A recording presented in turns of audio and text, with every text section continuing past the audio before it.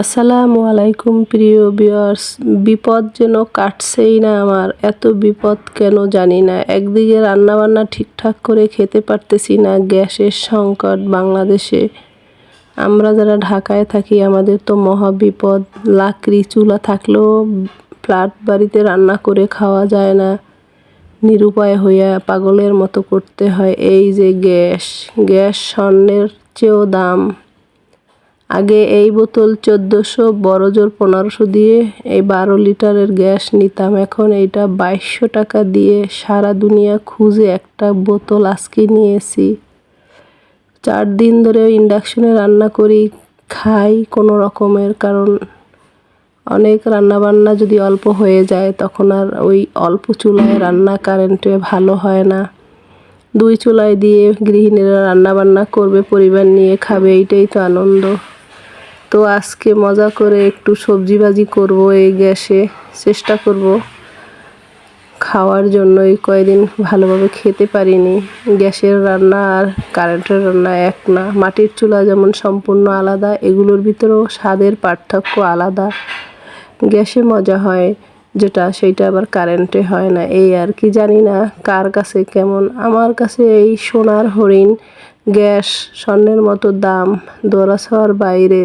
কিভাবে কিনবে মানুষ জানি না, আমার কাছে তাই মনে হয়েছে। স্বর্ণের মতো দাম, সোনার হরিণ হয়ে গেছে গ্যাস। 2500 টাকা পর্যন্ত এই কয়দিন বিক্রি করছে।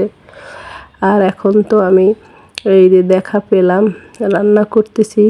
এই যে সব কিছু সবজি মিলিয়ে ভাজা করছি একটা, সঙ্গে অন্য কিছু আছে। কপাল খারাপ হলে যা হয় চারিদিকে। এই দেখুন বসে কাগজপত্র সই করতেছি একটা সিঙ্গার শোরুমে বসে। কারণ আমার ফ্রিজটাও খারাপ হয়ে গেছে। এখন ওইটা সারতে যা লাগবে তার কাছ থেকে নতুন নেওয়া অনেকটা ভালো। তাই আমি নিতে আসছি একটা নতুন ফ্রিজ। কি করব, একযোগে সব সমস্যা হয়ে গেছে। ওদিকে কলের লাইনটা সেও চুপ হয়ে গেছে, পানি আর পড়ছে না।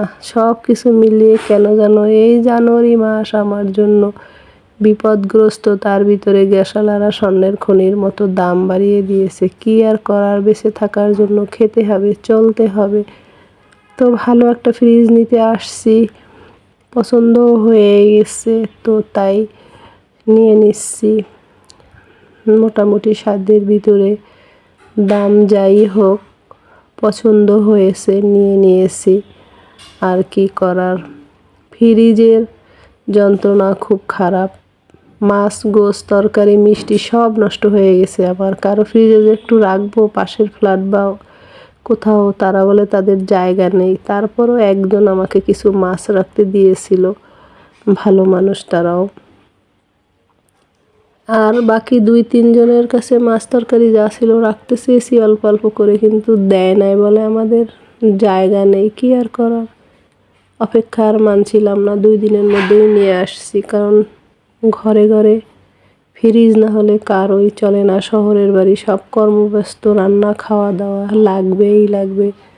যেমন গ্যাসের যতই দাম হোক খেতে লাগবে, গ্যাস টাকা দিয়ে আনতে হবে, আবার ফ্রিজ লাগবেই লাগবে। তো ফ্রিজটা ভালো পেয়েছি। এই দেখুন ভিতরের অংশটা বাসায় নিয়ে এসে চালু করে দিয়েছি। এখন ধীরগতিতে মাছগুলো সব রাখবো, খাবার দাবার ফ্রোজেন করব, নষ্ট যেন না হয়। খাবার নষ্ট করলে খারাপ লাগে, কারণ খাদ্যে যে দাম, তো নষ্ট করতে খারাপই লাগে আর কি। তো আশা করি আপনাদের ভালো লাগবে। ভালো থাকবেন, সুস্থ থাকবেন, আমার মতো বিপদগ্রস্ত হয়েন না। ধীর গতিতে সব সামাল দিবেন সবাই, এই আর কি। আর কি বলবো আমার পক্ষ থেকে। আল্লাহ হাফেজ। আপনাদের সুস্বাস্থ্যের কামনা করছি। ভালো থাকবেন।